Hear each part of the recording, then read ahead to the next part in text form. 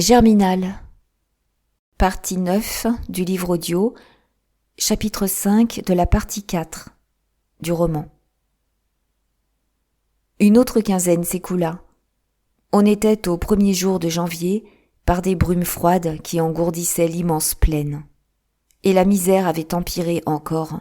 Les corons agonisaient d'heure en heure sous la disette croissante. 4 000 francs envoyés de Londres par l'Internationale n'avaient pas donné 3 jours de pain. Puis rien n'était venu. Cette grande espérance morte abattait les courages. Sur qui compter maintenant, puisque leurs frères eux-mêmes les abandonnaient? Ils se sentaient perdus au milieu du gros hiver, isolés du monde. Le mardi, toute ressource manqua, au coron des 240. Étienne s'était multiplié avec les délégués. On ouvrait des souscriptions nouvelles dans les villes voisines et jusqu'à Paris. On faisait des quêtes, on organisait des conférences. Ces efforts n'aboutissaient guère. L'opinion, qui s'était émue d'abord, devenait indifférente, depuis que la grève s'éternisait, très calme, sans drame passionnant. À peine de maigres aumônes suffisaient-elles à soutenir les familles les plus pauvres. Les autres vivaient en engageant les nippes, en vendant pièce à pièce le ménage. Tout filait chez les brocanteurs, la laine des matelas, les ustensiles de cuisine, des meubles même. Un instant, on s'était cru sauvé. Les petits détaillants de Montsou, tués par Maigrat, avaient offert des crédits pour tâcher de lui reprendre la clientèle.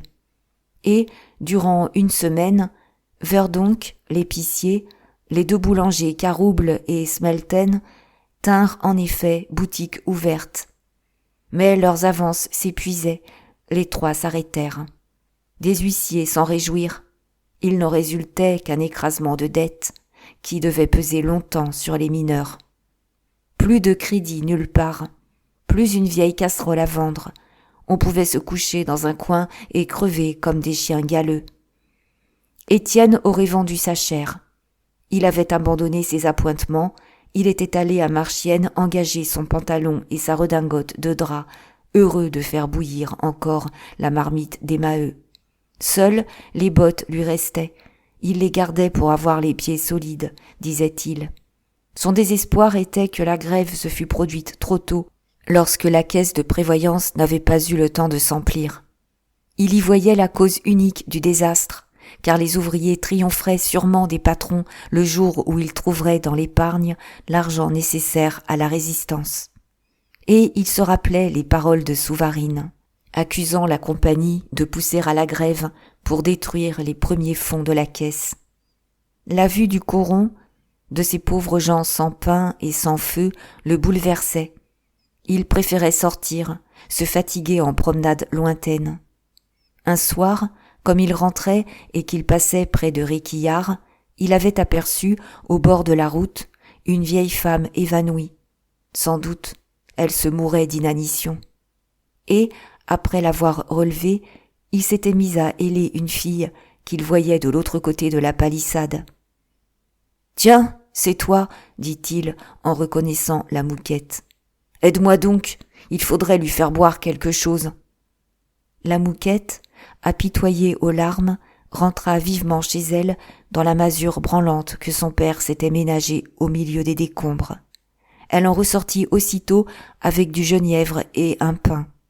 Le genièvre ressuscita la vieille, qui, sans parler, mordit au pain goulûment. C'était la mère d'un mineur. Elle habitait un coron du côté de Cougny, et elle était tombée là en revenant de Joiselle, où elle avait tenté vainement d'emprunter 10 sous à une sœur. Lorsqu'elle eut mangé, elle s'en alla, étourdie. Étienne était resté dans le champ vague de Réquillart, dont les hangars écroulés disparaissaient sous les ronces. « Eh bien, tu n'entres pas boire un petit verre ?» lui demanda la Mouquette gaiement. Et, comme il hésitait, « Alors, tu as toujours peur de moi ?» Il la suivit, gagné par son rire. Ce pain qu'elle avait donné de si grand cœur l'attendrissait. Elle ne voulut pas le recevoir dans la chambre du père. Elle l'emmena dans sa chambre à elle, où elle versa tout de suite 2 petits verres de genièvre. Cette chambre était très propre. Il lui en fit compliment. D'ailleurs, la famille ne semblait manquer de rien. Le père continuait son service de palefrenier au Voreux, et elle, histoire de ne pas vivre les bras croisés, s'était mise blanchisseuse, ce qui lui rapportait 30 sous par jour. On a beau rigoler avec les hommes, on n'en est pas plus feignante pour ça. « Dis, murmura-t-elle tout d'un coup, en venant le prendre gentiment par la taille, « pourquoi ne veux-tu pas m'aimer ?» Il ne put s'empêcher de rire, lui aussi, tellement elle avait lancé ça d'un air mignon. « Mais je t'aime bien, répondit-il. « Non, non, pas comme je veux. Tu sais que j'en meurs d'envie. Dis, ça me ferait tant plaisir. » C'était vrai. Elle le lui demandait depuis 6 mois. Elle le regardait toujours, se collant à lui, l'étreignant de ses 2 bras frissonnants, la face levée dans une telle supplication d'amour qu'il en était très touché. Sa grosse figure ronde n'avait rien de beau, avec son teint jauni mangé par le charbon, mais ses yeux luisaient d'une flamme. Il lui sortait de la peau un charme, un tremblement de désir qui la rendait rose et toute jeune. Alors, devant ce don si humble, si ardent, il n'osa plus refuser. « Oh, tu veux bien !» balbutia-t-elle, ravie. « Oh, tu veux bien !» Et elle se livra dans une maladresse et un évanouissement de vierge, comme si c'était la première fois et qu'elle n'eût jamais connu d'homme. Puis, quand il la quitta, ce fut elle qui déborda de reconnaissance. Elle lui disait merci, elle lui baisait les mains. Étienne demeura un peu honteux de cette bonne fortune. On ne se vantait pas d'avoir eu la mouquette. En s'en allant, il se jura de ne point recommencer. Et il lui gardait un souvenir amical pourtant. Elle était une brave fille. Quand il rentra au coron, d'ailleurs, des choses graves qu'il apprit lui firent oublier l'aventure. Le bruit courait que la compagnie consentirait peut-être à une concession si les délégués tentaient une nouvelle démarche près du directeur. Du moins, des porions avaient répandu ce bruit. La vérité était que, dans la lutte engagée, la mine souffrait pis encore que les mineurs. Des 2 côtés, l'obstination entassait des ruines. Tandis que le travail crevait de faim, le capital se détruisait. Chaque jour de chômage emportait des centaines de 1000 francs. Toute machine qui s'arrête est une machine morte. L'outillage et le matériel s'altéraient, l'argent immobilisé fondait, comme une eau bue par du sable. Depuis que le faible stock de houille s'épuisait sur le carreau des fosses, la clientèle parlait de s'adresser en Belgique. Et il y avait là, pour l'avenir, une menace. Mais ce qui effrayait surtout la compagnie, ce qu'elle cachait avec soin, c'étaient les dégâts croissants dans les galeries et les tailles. Les porions ne suffisaient pas au raccommodage, les bois cassaient de toutes parts, des éboulements se produisaient à chaque heure. Bientôt, les désastres étaient devenus tels qu'ils devaient nécessiter de longs mois de réparation avant que l'abattage pût être repris. Déjà, des histoires couraient la contrée. À Crèvecoeur, 300 mètres de voie s'étaient effondrés d'un bloc, bouchant l'accès de la veine 5 Paumes. À Madeleine, la veine Maugrétou s'émiettait et s'emplissait d'eau. La direction refusait d'en convenir, lorsque, brusquement, 2 accidents, l'un sur l'autre, l'avaient forcé d'avouer. Un matin, près de Piolaine, on trouva le sol fendu au-dessus de la galerie nord de Mirou, éboulé de la veille. Et, le lendemain, ce fut un affaissement intérieur du Voreux qui ébranla tout un coin de faubourg, au point que 2 maisons faillirent disparaître. Étienne et les délégués hésitaient à risquer une démarche sans connaître les intentions de la régie. Dansaert, qu'ils interrogèrent, évita de répondre. Certainement, on déplorait le malentendu, on ferait tout au monde afin d'amener une entente. Mais ils ne précisaient pas. Ils finirent par décider qu'ils se rendraient près de M. Hennebeau pour mettre la raison de leur côté. Car ils ne voulaient pas qu'on les accusât plus tard d'avoir refusé à la compagnie une occasion de reconnaître ses torts. Seulement, ils jurèrent de ne céder sur rien, de maintenir quand même leurs conditions, qui étaient les seules justes. L'entrevue eut lieu le mardi matin. le jour où le coron tombait à la misère noire. Elle fut moins cordiale que la première. Maheu parla encore, expliqua que les camarades les envoyaient demander si ces messieurs n'avaient rien de nouveau à leur dire. D'abord, M. Hennebeau affecta la surprise. Aucun ordre ne lui était parvenu. Les choses ne pouvaient changer tant que les mineurs s'entêteraient dans leur révolte détestable.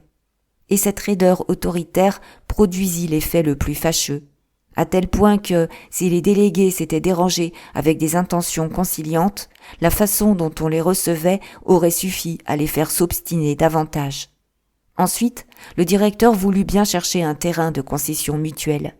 Ainsi, les ouvriers accepteraient le paiement du boisage à part, tandis que la compagnie hausserait ce paiement des 2 centimes dont on l'accusait de profiter.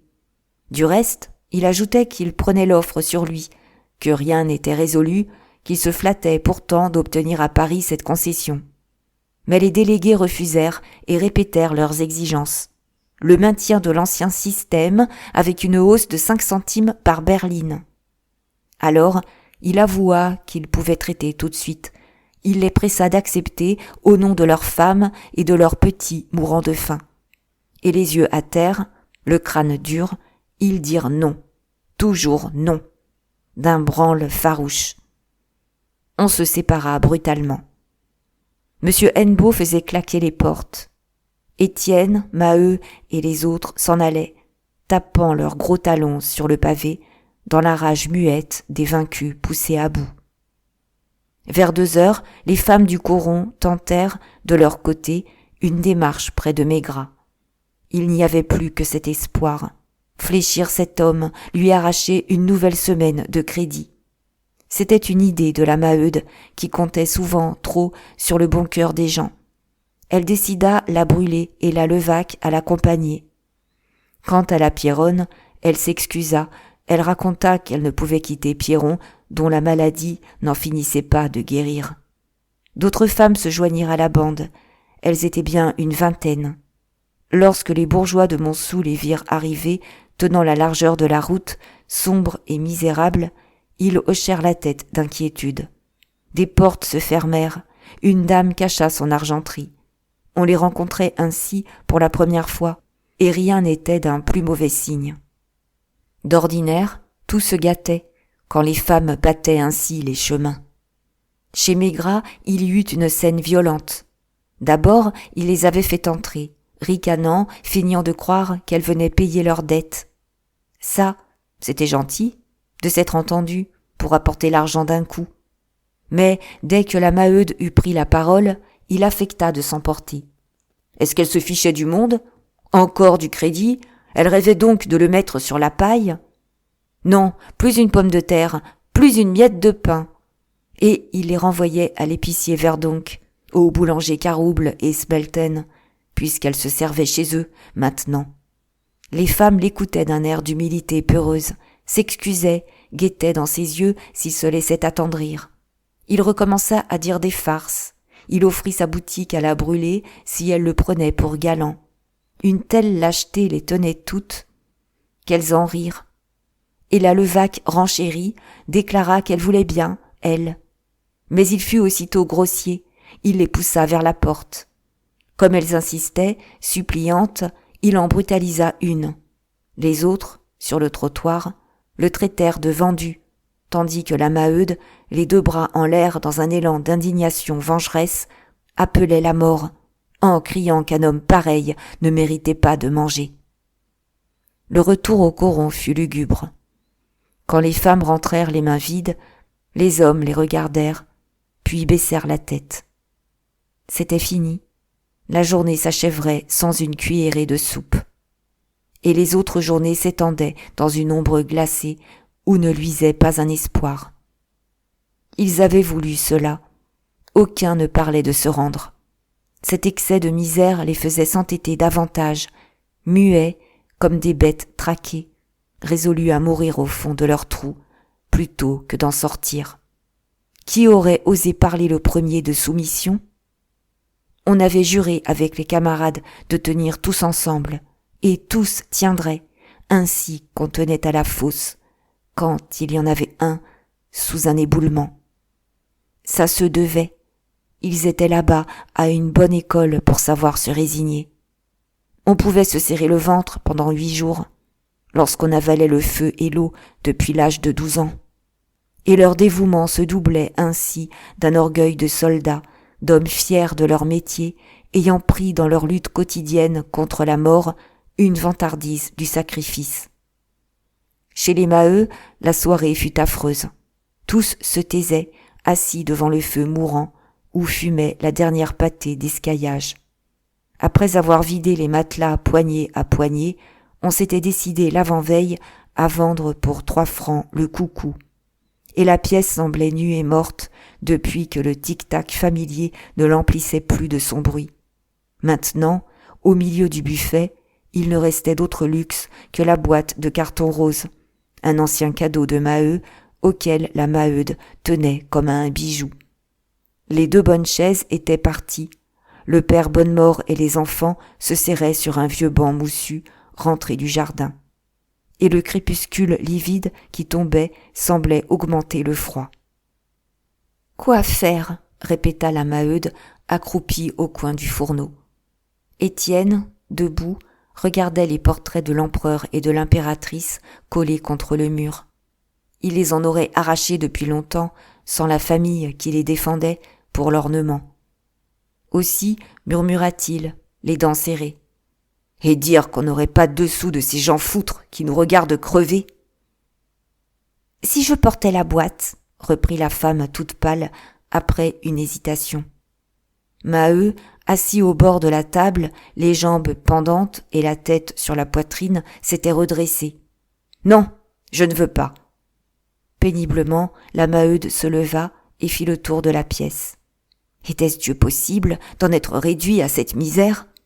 Le buffet sans une miette, plus rien à vendre, pas même une idée pour avoir un pain, et le feu qui allait s'éteindre.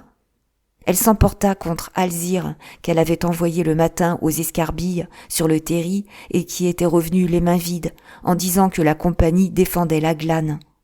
Est-ce qu'on ne s'en foutait pas de la compagnie ? Comme si l'on volait quelqu'un à ramasser les brins de charbon perdus. La petite, désespérée, racontait qu'un homme l'avait menacée d'une gifle. Puis, elle promit d'y retourner le lendemain et de se laisser battre. « Et ce bougre de Jeanlin !» cria la mère. « Où est-il encore ? Je vous le demande. Il devait apporter de la salade. On en aurait brouté comme des bêtes, au moins. Vous verrez qu'il ne rentrera pas. Hier déjà, il a découché. Je ne sais ce qu'il trafique, mais la rosse a toujours l'air d'avoir le ventre plein. » « Peut-être, dit Étienne, ramasse-t-il des sous sur la route ? » Du coup, elle brandit les 2 poings, hors d'elle. « Si je savais ça, mes enfants, mendier, j'aimerais mieux les tuer et me tuer ensuite. » Maheu, de nouveau, s'était affaissé au bord de la table. Lénore et Henri, étonnés qu'on ne mangeât pas, commençaient à geindre, tandis que le vieux Bonnemort, silencieux, roulait philosophiquement la langue dans sa bouche pour tromper sa faim. Personne ne parla plus, tous s'engourdissaient sous cette aggravation de leurs maux. Le grand-père toussant, crachant noir, repris de rhumatisme qui se tournait en hydropisie. Le père asthmatique, les genoux enflés d'eau. La mère et les petits travaillaient de la scrofule et de l'anémie héréditaire. Sans doute le métier voulait ça. On ne s'en plaignait que lorsque le manque de nourriture achevait le monde. Et déjà, l'on tombait comme des mouches dans le coron. Il fallait pourtant trouver à souper. Quoi faire ? Où aller ? Mon Dieu ! Alors, dans le crépuscule dont la morne tristesse assombrissait de plus en plus la pièce, Étienne, qui hésitait depuis un instant, se décida, le cœur crevé. « Attendez-moi, dit-il, je vais voir quelque part. » Et il sortit. L'idée de la mouquette lui était venue. Elle devait bien avoir un pain et elle le donnerait volontiers. Cela le fâchait d'être ainsi forcé de retourner à Réquillart. Cette fille lui baiserait les mains de son air de servante amoureuse. Mais on ne lâchait pas des amis dans la peine. Il serait encore gentil avec elle, s'il le fallait. « Moi aussi, je vais voir, » dit à son tour la Maheude. « C'est trop bête.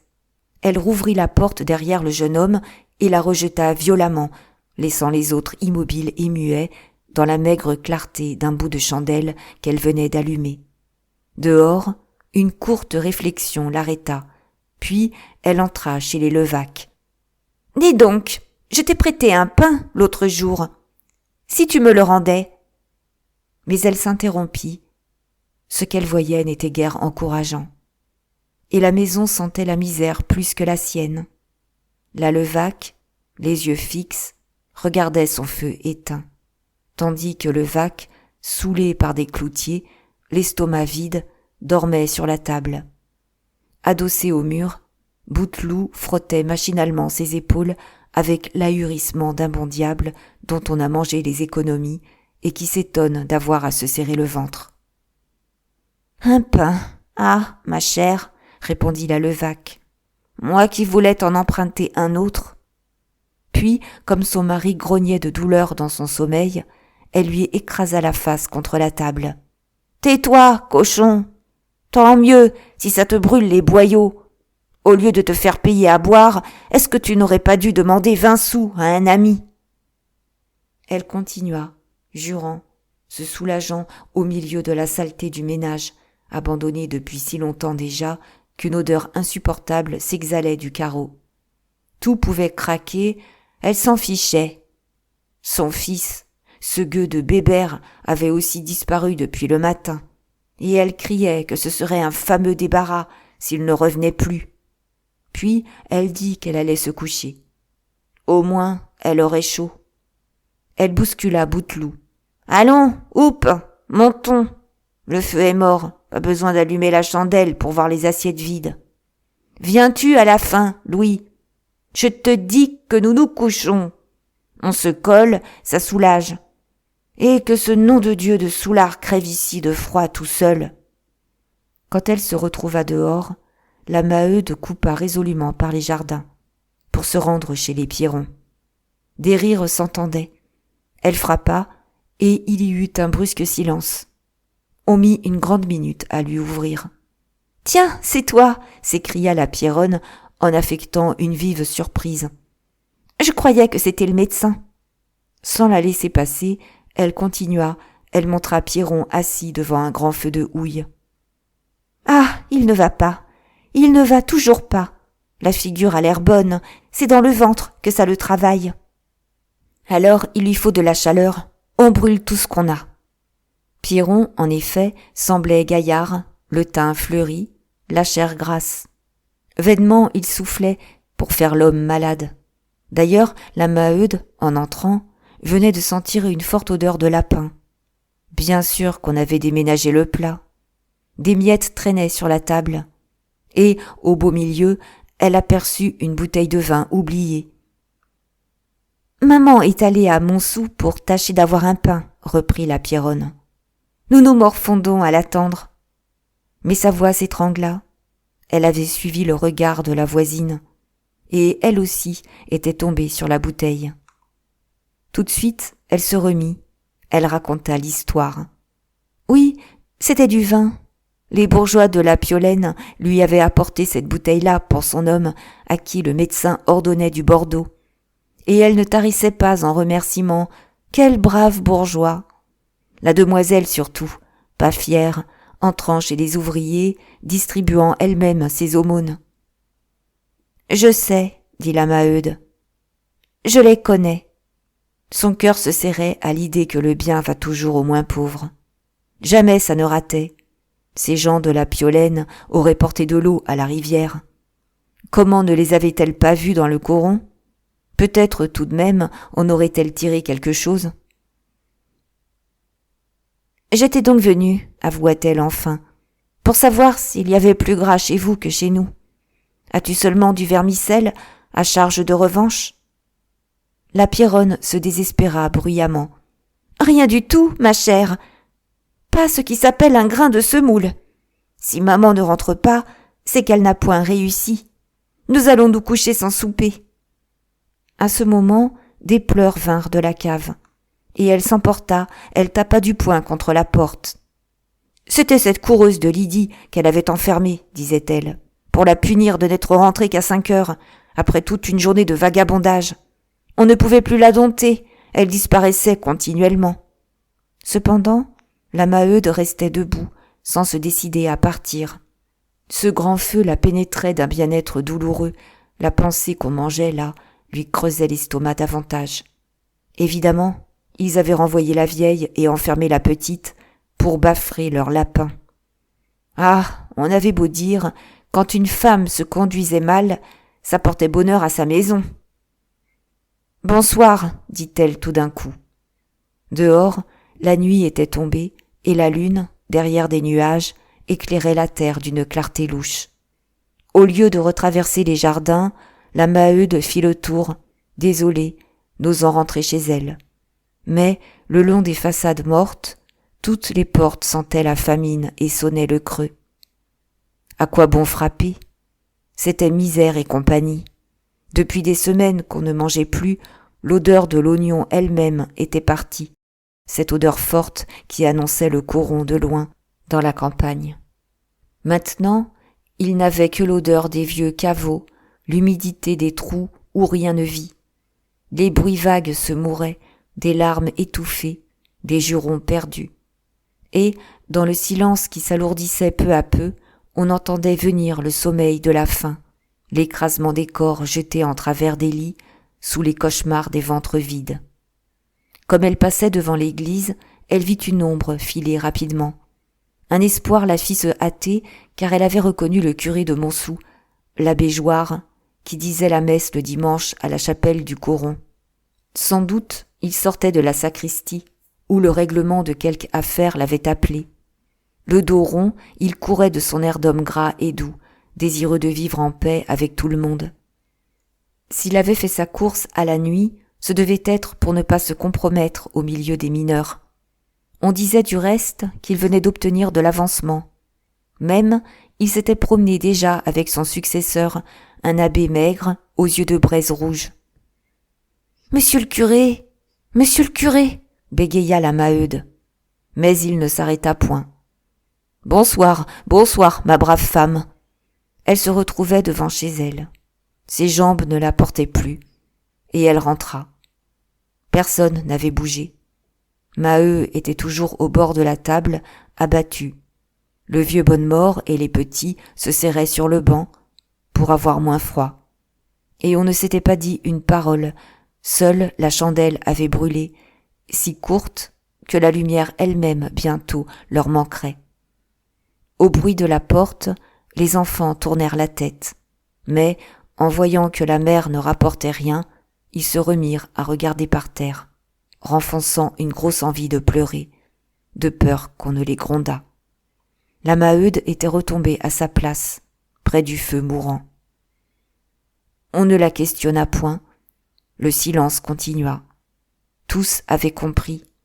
Ils jugeaient inutile de se fatiguer encore à causer. Et c'était maintenant une attente anéantie, sans courage, l'attente dernière du secours qu'Étienne, peut-être, allait déterrer quelque part. Les minutes s'écoulaient, il finissait par ne plus y compter. Lorsqu'Étienne reparut, il avait, dans un torchon, une douzaine de pommes de terre cuites et refroidies. « Voilà tout ce que j'ai trouvé, dit-il. Chez la Mouquette, le pain manquait également. C'était son dîner qu'elle lui avait mis de force dans ce torchon, en le baisant de tout son cœur. « Merci, répondit-il à la Maheude qui lui offrait sa part. J'ai mangé là-bas. » Il mentait. Il regardait d'un air sombre les enfants se jeter sur la nourriture. Le père et la mère, eux aussi, se retenaient, afin d'en laisser davantage. Mais le vieux, goulûment, avalait tout. On dut lui reprendre une pomme de terre pour Alzire. Alors, Étienne dit qu'il avait appris des nouvelles. La compagnie, irritée de l'entêtement des grévistes, parlait de rendre leur livret aux mineurs compromis. Elle voulait la guerre, décidément. Et un bruit plus grave circulait. Elle se vantait d'avoir décidé un grand nombre d'ouvriers à redescendre. Le lendemain, la Victoire et Feutry-Cantel devraient être au complet. Même il y aurait, à Madeleine et à Mirou, un tiers des hommes. Les Maheu furent exaspérés. « Nom de Dieu !» cria le père. « S'il y a des traîtres, faut régler leur compte !» Et, debout, cédant à l'emportement de sa souffrance, « À demain soir, dans la forêt. Puisqu'on nous empêche de nous entendre au bon joyeux, c'est dans la forêt que nous serons chez nous. » Ce cri avait réveillé le vieux Bonnemort que sa gloutonnerie assoupissait. C'était le cri ancien de ralliement, le rendez-vous où les mineurs de jadis allaient comploter leur résistance aux soldats du roi. « Oui, oui, à Vandame, j'en suis, si l'on va là-bas. » La Maheude eut un geste énergique. « Nous irons tous, ça finira, ces injustices et ces traîtrises. » Étienne décida que le rendez-vous serait donné à tous les corons pour le lendemain soir. Mais le feu était mort, comme chez les Levaque, et la chandelle brusquement s'éteignit. Il n'y avait plus de houille, plus de pétrole. Il fallut se coucher à tâtons dans le grand froid qui pinçait la peau. Les petits pleuraient. Chapitre 6. Jeanlin, guéri, marchait à présent, mais ses jambes étaient si mal recollées qu'il boitait de la droite et de la gauche. Et il fallait le voir, filer d'un train de canard, courant aussi fort qu'autrefois, avec son adresse de bête malfaisante et voleuse. Ce soir-là, au crépuscule, sur la route de Réquillart, Jeanlin, accompagné de ses inséparables Bébert et Lydie, faisait le guet. Il s'était embusqué dans un terrain vague, derrière une palissade, en face d'une épicerie borgne, plantée de travers à l'encoignure d'un sentier. Une vieille femme, presque aveugle, y étalait 3 ou 4 sacs de lentilles et de haricots noirs de poussière. Et c'était une antique morue sèche, pendue à la porte, chinée de chiures de mouches, qu'il couvait de ses yeux minces. Déjà 2 fois, il avait lancé Bébert pour aller la décrocher. Mais, chaque fois, du monde avait paru, au coude du chemin. Toujours des gêneurs, on ne pouvait pas faire ses affaires. Un monsieur à cheval déboucha et les enfants s'aplatirent au pied de la palissade en reconnaissant monsieur Hennebeau. Souvent, on le voyait ainsi par les routes, depuis la grève, voyageant seul au milieu des corons révoltés, mettant un courage tranquille à s'assurer en personne de l'état du pays. Et jamais une pierre n'avait sifflé à ses oreilles. Il ne rencontrait que des hommes silencieux et lents à le saluer. Il tombait le plus souvent sur des amoureux qui se moquaient de la politique et se bourraient de plaisir dans les coins. Au trot de sa jument, la tête droite pour ne déranger personne, il passait, tandis que son cœur se gonflait d'un besoin inassouvi à travers cette goinfrerie des amours libres. Il aperçut parfaitement les galopins, les petits sur la petite, en tas. Jusqu'aux marmots qui déjà s'égayaient à frotter leur misère. Ses yeux s'étaient mouillés. Il disparut, raide sur la selle, militairement boutonné dans sa redingote. « Foutu sort, dit Jeanlin, ça ne finira pas. Vas-y, Bébert, tire sur la queue. » Mais 2 hommes, de nouveau, arrivaient, et l'enfant étouffa encore un juron quand il entendit la voix de son frère Zacharie en train de raconter à Mouquet comment il avait découvert une pièce de 40 sous cousue dans une jupe de sa femme. Tous 2 ricanaient d'aise en se tapant sur les épaules. Mouquet eut l'idée d'une grande partie de crosse pour le lendemain. On partirait à 2 heures de l'Avantage, on irait du côté de Montoire, près de Marchienne. Zacharie accepta. Qu'est-ce qu'on avait à les embêter avec la grève ? Autant rigoler puisqu'on ne fichait rien. Et il tournait le coin de la route lorsqu'Étienne, qui venait du canal, les arrêta et se mit à causer. « Est-ce qu'ils vont coucher ici ?» reprit Jeanlin, exaspéré. « Voilà la nuit, la vieille rentre ses sacs. » Un autre mineur descendait vers Réquillart. Étienne s'éloigna avec lui. Et, comme il passait devant la palissade, l'enfant les entendit parler de la forêt. On avait dû remettre le rendez-vous au lendemain par crainte de ne pouvoir avertir en un jour tous les corons. « Dites donc, murmura-t-il à ses 2 camarades, la grande machine est pour demain. Faut en être, hein ? Nous filerons l'après-midi. » Et, la route enfin étant libre, il lança Bébert. « Hardi, tire sur la queue ! Et méfie-toi, la vieille a son balai. Heureusement, la nuit se faisait noire. Bébert, d'un bond, s'était pendu à la morue dont la ficelle cassa. Il prit sa course en l'agitant comme un cerf-volant, suivi par les deux autres, galopant tous les trois. L'épicière, étonnée, sortit de sa boutique, sans comprendre, sans pouvoir distinguer ce troupeau qui se perdait dans les ténèbres. Ces vauriens finissaient par être la terreur du pays. Ils l'avaient envahi peu à peu, ainsi qu'une horde sauvage. D'abord, ils s'étaient contentés du carreau du Voreux, se culbutant dans le stock de charbon d'où ils sortaient pareils à des nègres, faisant des parties de cache-cache parmi la provision des bois, au travers de laquelle ils se perdaient comme au fond d'une forêt vierge. Puis, ils avaient pris d'assaut le terri, ils en descendaient sur leurs derrières les parties nues, bouillant encore des incendies intérieurs. Ils se glissaient parmi les ronces des parties anciennes, cachés la journée entière, occupés à des petits jeux tranquilles de souris polissonnes. Et ils élargissaient toujours leur conquête, allaient se battre au sang dans les tas de briques, couraient les prés en mangeant sans pain toutes sortes d'herbes laiteuses, fouillaient les berges du canal pour prendre des poissons de vase qu'ils avalaient crus, et poussaient plus loin et voyageaient à des kilomètres jusqu'aux futaies de Vendaine, sous lesquels ils se gorgeaient de fraises au printemps, de noisettes et de myrtilles en été. Bientôt, l'immense plaine leur avait appartenu. Mais ce qui les lançait ainsi, de Montsou à Marchienne, sans cesse par les chemins, avec des yeux de jeunes loups, c'était un besoin croissant de maraude. Jeanlin restait le capitaine de ces expéditions, jetant la troupe sur toutes les proies, ravageant les champs d'oignons, pillant les vergers, attaquant les étalages. Dans le pays, on accusait les mineurs en grève, on parlait d'une vaste bande organisée. Un jour même, il avait forcé Lydie à voler sa mère. Il s'était fait apporter par elle 2 douzaines de sucres d'orge que la Pierronne tenait dans un bocal sur une des planches de sa fenêtre. Et la petite, rouée de coups, ne l'avait pas trahi, tellement elle tremblait devant son autorité. Le pis était qu'il se taillait la part du lion.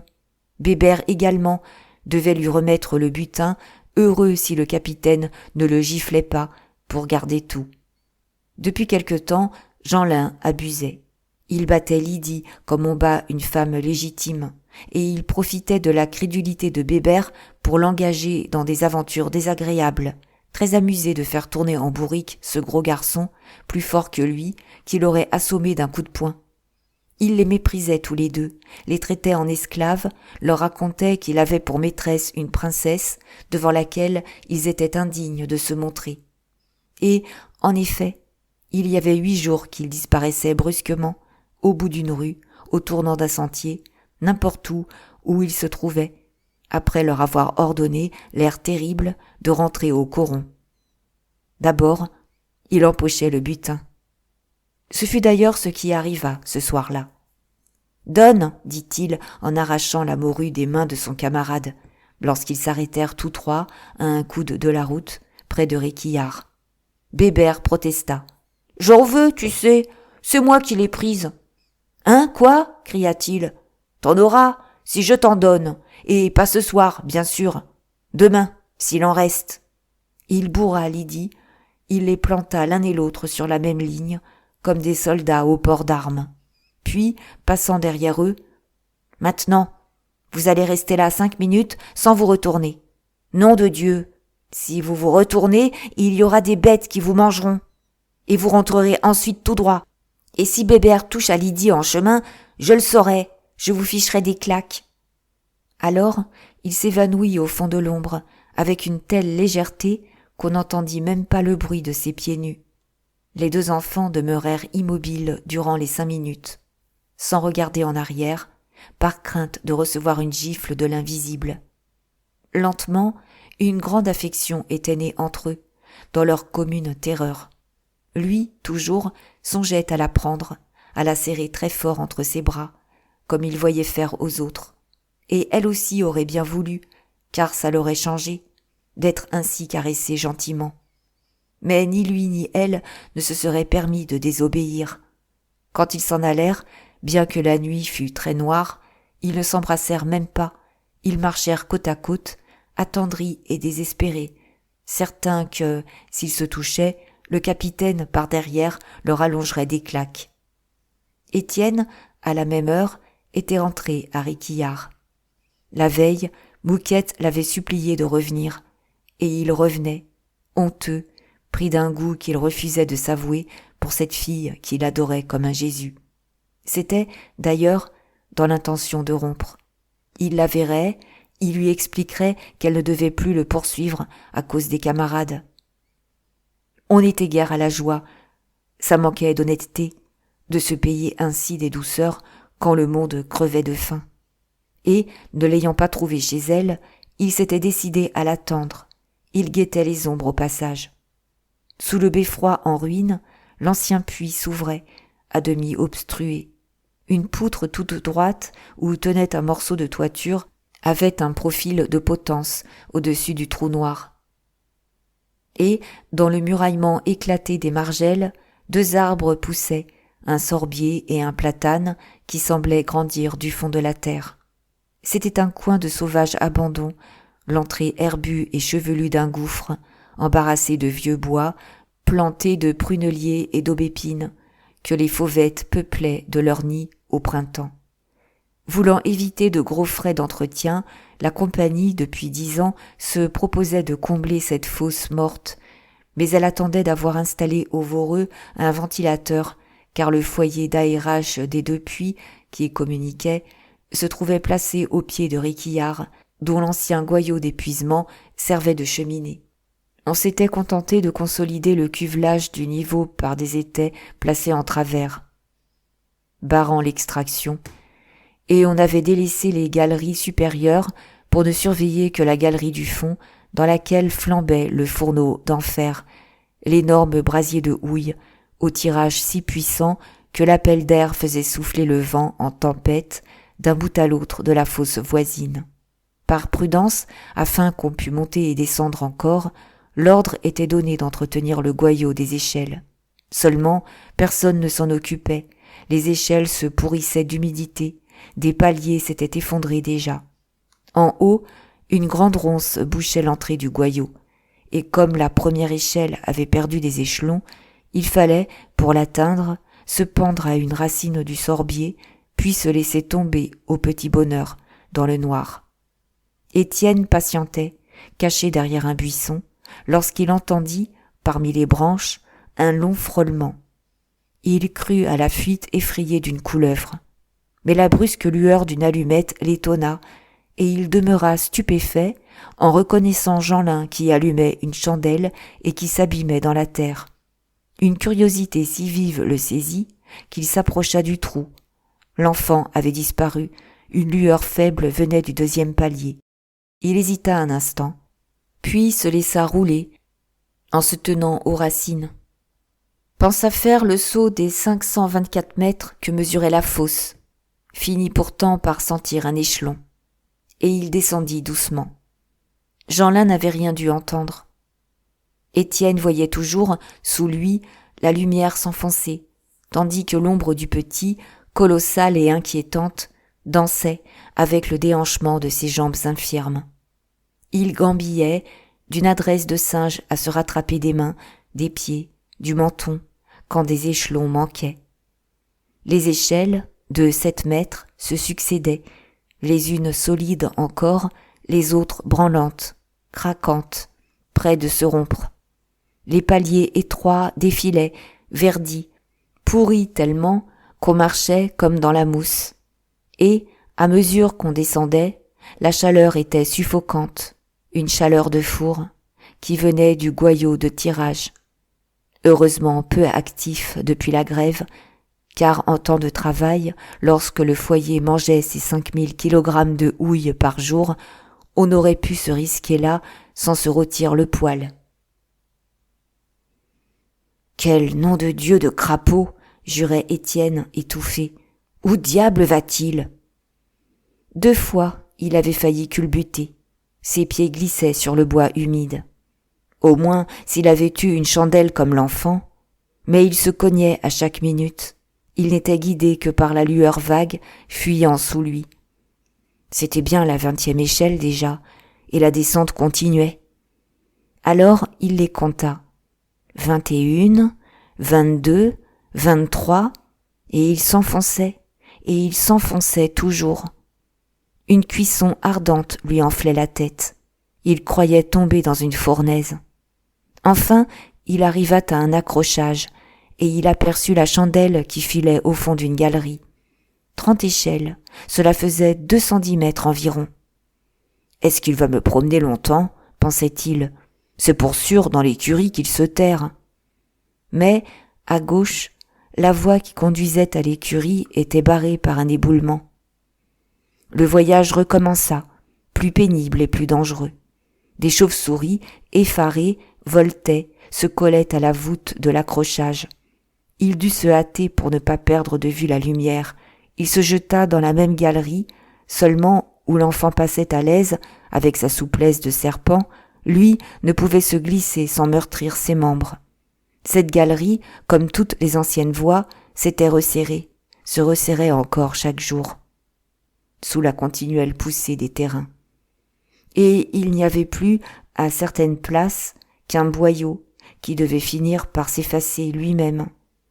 Dans ce travail d'étranglement, les bois éclatés, déchirés, devenaient un péril, menaçaient de lui scier la chair, de l'enfiler au passage à la pointe de leurs échardes aiguës comme des épées.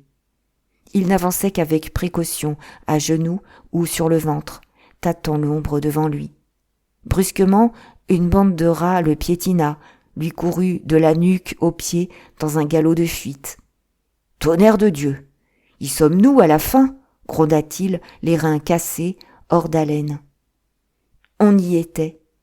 Au bout d'1 kilomètre, le boyau s'élargissait. On tombait dans une partie de voie admirablement conservée. C'était le fond de l'ancienne voie de roulage, taillée à travers bancs, pareille à une grotte naturelle. Il avait dû s'arrêter. Il voyait de loin l'enfant qui venait de poser sa chandelle entre 2 pierres et qui se mettait à l'aise, l'air tranquille et soulagé, en homme heureux de rentrer chez lui. Une installation complète changeait ce bout de galerie en une demeure confortable. Par terre, dans un coin, un amas de foin faisait une couche molle. Sur d'anciens bois plantés en forme de table, il y avait de tout, du pain, des pommes, des litres de genièvre entamés, une vraie caverne scélérate, du butin entassé depuis des semaines, même du butin inutile, du savon et du cirage, volés pour le plaisir du vol. Et le petit, tout seul au milieu de ses rapines, en jouissait en brigand égoïste. « Dis donc, est-ce que tu te fous du monde ?» cria Étienne, lorsqu'il eut soufflé un moment. « Tu descends te goberger ici, quand nous crevons de faim là-haut ?» Jeanlin, atterré, tremblait, mais, en reconnaissant le jeune homme, il se tranquillisa vite. « Veux-tu dîner avec moi ?» finit-il par dire. « Hein ? Un morceau de morue grillée. Tu vas voir. » Il n'avait pas lâché sa morue et s'était mis à en gratter proprement les chiures de mouches avec un beau couteau neuf, un de ces petits couteaux poignards à manche d'os où sont inscrites des devises. Celui-ci portait le mot « amour » simplement. « Tu as un joli couteau ?» fit remarquer Étienne. « C'est un cadeau de Lydie, » répondit Jeanlin, qui négligea d'ajouter que Lydie l'avait volé, sur son ordre, à un camelot de Montsou, devant le débit de la tête coupée. Puis, comme il grattait toujours, il ajouta d'un air fier. « N'est-ce pas qu'on est bien chez moi ? On a un peu plus chaud que là-haut, et ça sent joliment meilleur. » Étienne s'était assis, curieux de le faire causer. Il n'avait plus de colère. Un intérêt le prenait pour cette crapule d'enfant si brave et si industrieux dans ses vices. Et, en effet, il goûtait un bien-être au fond de ce trou. La chaleur n'y était plus trop forte, une température égale y régnait en dehors des saisons, d'une tiédeur de bain, pendant que le rude décembre gerçait sur la terre la peau des misérables. En vieillissant, les galeries s'épuraient des gaz nuisibles. Tout le grisou était parti. On ne sentait là maintenant que l'odeur des anciens bois fermentés, une odeur subtile d'éther, comme aiguisée d'une pointe de girofle. Ces bois, du reste, devenaient amusants à voir, d'une pâleur jaunie de marbre, frangés de guipures blanchâtres, de végétation floconneuse qui semblait les draper d'une passementerie de soie et de perles. D'autres se hérissaient de champignons, et il y avait des vols de papillons blancs, des mouches et des araignées de neige, une population décolorée, à jamais ignorante du soleil. « Alors, tu n'as pas peur ?» demanda Étienne. Jeanlin le regarda, étonné. « Peur de quoi ? Puisque je suis tout seul. » Mais la morue était grattée enfin. Il alluma un petit feu de bois, étala le brasier et la fit griller. Puis il coupa un pain en deux. C'était un régal terriblement salé, exquis tout de même pour des estomacs solides. Étienne avait accepté sa part. « Ça ne m'étonne plus, si tu engraisses pendant que nous maigrissons tous. Sais-tu que c'est cochon de t'empiffrer ? Et les autres, tu n'y songes pas ? Tiens, pourquoi les autres sont-ils trop bêtes ? D'ailleurs, tu as raison de te cacher, car si ton père apprenait que tu voles, il t'arrangerait. Avec ça que les bourgeois ne nous volent pas, c'est toi qui le dis toujours. Quand j'ai chipé ce pain chez Maigrat, c'était bien sûr un pain qu'il nous devait. » Le jeune homme se tut, la bouche pleine, troublé. Il le regardait avec son museau, ses yeux verts, ses grandes oreilles, dans sa dégénérescence d'avorton à l'intelligence obscure et d'une ruse de sauvage, lentement repris par l'animalité ancienne. La mine qu'il avait fait venait de l'achever en lui cassant les jambes. « Et Lydie ? demanda de nouveau Étienne. « Est-ce que tu l'amènes ici, des fois ?» Jeanlin eut un rire méprisant. « La petite ? Ah non, par exemple. Les femmes, ça bavarde. » Et il continuait à rire, plein d'un immense dédain pour Lydie et Bébert. Jamais on n'avait vu des enfants si cruches. L'idée qu'il gobait toutes ces bourdes et qu'il s'en allait les mains vides, pendant qu'il mangeait la morue au chaud, lui chatouillait les côtes d'aise. Puis il conclut avec une gravité de petit philosophe. « Faut mieux être seul, on est toujours d'accord. » Étienne avait fini son pain. Il but une gorgée de genièvre. Un instant, il s'était demandé s'il n'allait pas mal reconnaître l'hospitalité de Jeanlin en le ramenant au jour par une oreille et en lui défendant de marauder davantage sous la menace de tout dire à son père. Mais, en examinant cette retraite profonde, une idée le travaillait. Qui sait s'il n'en aurait pas besoin, pour les camarades ou pour lui, dans le cas où les choses se gâteraient, là-haut. Il fit jurer à l'enfant de ne pas découcher comme il lui arrivait de le faire lorsqu'il s'oubliait dans son foin. Et, prenant un bout de chandelle, il s'en alla le premier. Il le laissa ranger tranquillement son ménage. La Mouquette se désespérait à l'attendre, assise sur une poutre, malgré le grand froid. Quand elle l'aperçut, elle lui sauta au cou.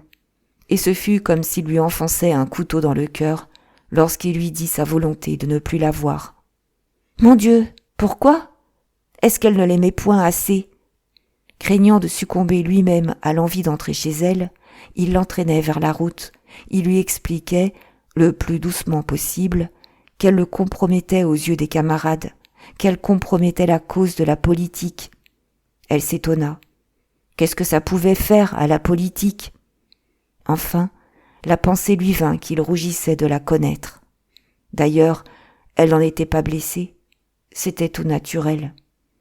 Et elle lui offrit de recevoir une gifle devant le monde, pour avoir l'air de rompre. Mais il la reverrait, rien qu'une petite fois, de temps à autre. Éperdument, elle le suppliait, elle jurait de se cacher, elle ne le garderait pas 5 minutes. Lui, très ému, refusait toujours. Il le fallait. Alors, en la quittant, il voulut au moins l'embrasser. Pas à pas, ils étaient arrivés aux premières maisons de Montsou et ils se tenaient à plein bras sous la lune large et ronde, lorsqu'une femme passa près d'eux, avec un brusque sursaut, comme si elle avait buté contre une pierre. « Qui est-ce » demanda Étienne inquiet. « C'est Catherine, » répondit la Mouquette. « Elle revient de Jean Bart. » La femme, maintenant, s'en allait, la tête basse, les jambes faibles, l'air très las.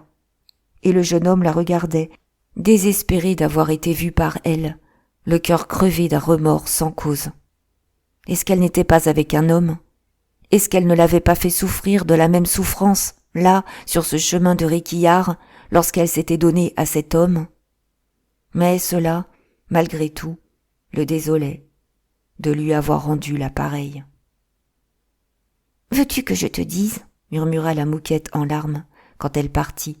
« Si tu ne veux pas de moi, c'est que tu en veux une autre. » Le lendemain, le temps fut superbe. Un ciel clair de gelée, une de ces belles journées d'hiver où la terre dure sonne comme un cristal sous les pieds. Dès 1h, Jeanlin avait filé. Mais il dut attendre Bébert derrière l'église et ils faillirent partir sans Lydie que sa mère avait encore enfermée dans la cave.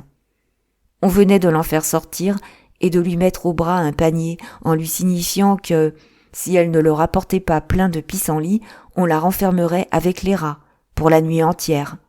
Aussi, prise de peur, voulait-elle tout de suite aller à la salade. Jeanlin l'en détourna. On verrait plus tard. Depuis longtemps, Pologne, la grosse lapine de Rasseneur, le tracassait. Il passait devant l'avantage lorsque, justement, la lapine sortit sur la route. Il la saisit d'un bond par les oreilles, la fourra dans le panier de la petite, et tous les trois galopèrent. On allait joliment s'amuser à la faire courir comme un chien jusqu'à la forêt.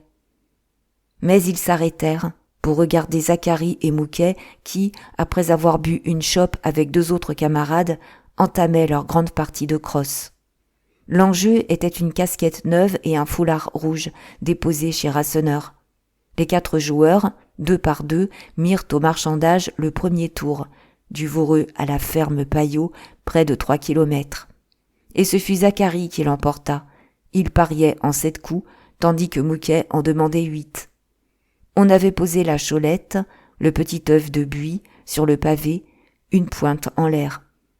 Tous tenaient leur crosse, le maillet au fer oblique, aux longs manches garnis d'une ficelle fortement serrée.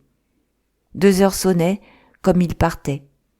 Zacharie, magistralement, pour son premier coup composé d'une série de 3, lança la cholette à plus de 400 mètres au travers des champs de betteraves, car il était défendu de choler dans les villages et sur les routes, où l'on avait tué du monde.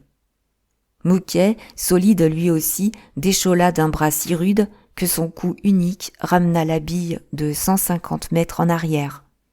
Et la partie continua, un camp cholant, l'autre camp décholant, toujours au pas de course, les pieds meurtris par les arêtes gelées des terres de labour. D'abord, Jeanlin, Bébert et Lydie avaient galopé derrière les joueurs, enthousiasmés des grands coups. Puis, l'idée de Pologne qu'ils secouaient dans le panier leur était revenue. Et, lâchant le jeu en pleine campagne, ils avaient sorti la lapine, curieux de voir si elle courait fort. Elle décampa, ils se jetèrent derrière elle. Ce fut une chasse d'1 heure, à toutes jambes, avec des crochets continuels, des hurlements pour l'effrayer, des grands bras ouverts et refermés sur le vide. Si elle n'avait pas eu un commencement de grossesse, jamais il ne l'aurait rattrapée. Comme il soufflait, des jurons leur firent tourner la tête. Il venait de retomber dans la partie de crosse. C'était Zacharie qui avait failli fendre le crâne de son frère. Les joueurs en étaient au 4e tour. De la ferme Paillot, ils avaient filé aux 4 chemins, puis des 4 chemins à Montoire, et maintenant, ils allaient en 6 coups de Montoire auprès des vaches. Cela faisait 2 lieues et demie en 1 heure. Encore avait-il bu des chopes à l'estaminet Vincent et au débit des 3 sages. Mouquet, cette fois, tenait la main. Il lui restait 2 coups à choler. Sa victoire était sûre, lorsque Zacharie, qui usait de son droit en ricanant, déchola avec tant d'adresse que la cholette roula dans un fossé profond. Le partenaire de Mouquet ne put l'en sortir. Ce fut un désastre. Tous 4 criaient. La partie s'en passionna, car on était manche à manche. Il fallait recommencer. Du près des vaches, il n'y avait pas 2 kilomètres à la pointe des herbes rousses. En 5 coups. Là-bas, il se rafraîchirait chez le renard. Mais Jeanlin avait une idée. Il les laissa partir. Il sortit une ficelle de sa poche qu'il lia à une patte de Pologne, la patte gauche de derrière. Et cela fut très amusant. La lapine courait devant les 3 galopins, tirant la cuisse, se déhanchant d'une si lamentable façon que jamais ils n'avaient tant ri. Ensuite, ils l'attachèrent par le cou pour qu'elle galopât. Et comme elle se fatiguait, ils la traînaient sur le ventre, sur le dos, une vraie petite voiture. Ça durait depuis plus d'1 heure. Elle râlait.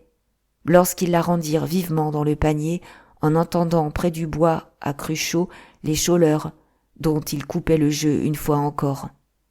À présent, Zacharie, Mouquet et les 2 autres avalaient les kilomètres, sans autre repos que le temps de vider des chopes dans tous les cabarets qu'ils se donnaient pour but. Des Herbes Rousses, ils avaient filé à Buchy, puis à la Croix-de-Pierre, puis à Chamblay. La terre sonnait sous la débandade de leurs pieds, galopant sans relâche à la suite de la Cholette, qui rebondissait sur la glace. C'était un bon temps. On n'enfonçait pas, on ne courait que le risque de se casser les jambes. Dans l'air sec, les grands coups de crosse pétaient, pareils à des coups de feu. Les mains musculeuses serraient le manche ficelé, le corps entier se lançait, comme pour assommer un bœuf.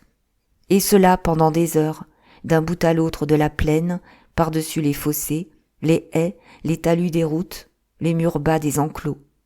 Il fallait avoir de bons soufflets dans la poitrine et des charnières en fer dans les genoux. Les haveurs s'y dérouillaient de la mine avec passion. Il y avait des enragés de 25 ans qui faisaient 10 lieues. À 40, on ne cholait plus. On était trop lourd. 5 heures sonnèrent. Le crépuscule venait déjà.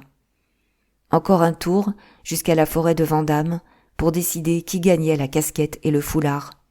Et Zacharie plaisantait avec son indifférence gouailleuse de la politique. Ce serait drôle de tomber là-bas au milieu des camarades. Quant à Jeanlin, depuis le départ du coron, il visait la forêt, avec son air de battre les champs. D'un geste indigné, il menaça Lydie, qui, travaillée de remords et de crainte, parlait de retourner au Voreux cueillir ses pissenlits. Est-ce qu'ils allaient lâcher la Réunion ? Lui voulait entendre ce que les vieux diraient. Il poussait Bébert, il proposa d'égayer le bout du chemin jusqu'aux arbres, en détachant Pologne et en la poursuivant à coups de cailloux. Son idée sourde était de la tuer. Une convoitise lui venait de l'emporter et de la manger au fond de son trou de réquillart. La lapine reprit sa course, le nez frisé, les oreilles rabattues. Une pierre lui pela le dos, une autre lui coupa la queue. Et, malgré l'ombre croissante, elle y serait restée si les galopins n'avaient aperçu, au centre d'une clairière, Étienne et Maheu debout. Éperdument, ils se jetèrent sur la bête, la rentrèrent encore dans le panier. Presque à la même minute, Zacharie, Mouquet et les 2 autres, donnant le dernier coup de crosse, lançaient la Cholette, qui roula à quelques mètres de la clairière. Ils tombaient tous en plein rendez-vous. Dans le pays entier, par les routes, par les sentiers de la plaine rase, c'était, depuis le crépuscule, un long acheminement, un ruissellement d'ombres silencieuses, filant isolés, s'en allant par groupes, vers les futaies violâtres de la forêt. Chaque coron se vidait. Les femmes et les enfants eux-mêmes partaient, comme pour une promenade, sous le grand ciel clair. Maintenant, les chemins devenaient obscurs. On ne distinguait plus cette foule en marche, qui se glissait au même but. On la sentait seulement piétinante, confuse, emportée d'une seule âme. Entre les haies, parmi les buissons, il n'y avait qu'un frôlement léger, une vague rumeur des voix de la nuit. Monsieur Hennebeau, qui justement rentrait à cette heure, monté sur sa jument, prêtait l'oreille à ces bruits perdus. Il avait rencontré des couples, tout un lent défilé de promeneurs, par cette belle soirée d'hiver. Encore des galants qui allaient, la bouche sur la bouche, prendre du plaisir derrière les murs. N'étaient-ce pas là ces rencontres habituelles ? Des filles culbutées au fond de chaque fossé, des gueux se bourrant de la seule joie qui ne coûtait rien, et ces imbéciles se plaignaient de la vie lorsqu'ils avaient, à pleine ventrée, cet unique bonheur de s'aimer. Volontiers, il aurait crevé de faim, comme eux, s'il avait pu recommencer l'existence avec une femme qui se serait donnée à lui sur des cailloux, de tous ses reins et de tout son cœur. Son malheur était sans consolation. Il enviait ces misérables. La tête basse, il rentrait, au pas ralenti de son cheval, désespéré par ces longs bruits perdus au fond de la campagne noire et où il n'entendait que des baisers.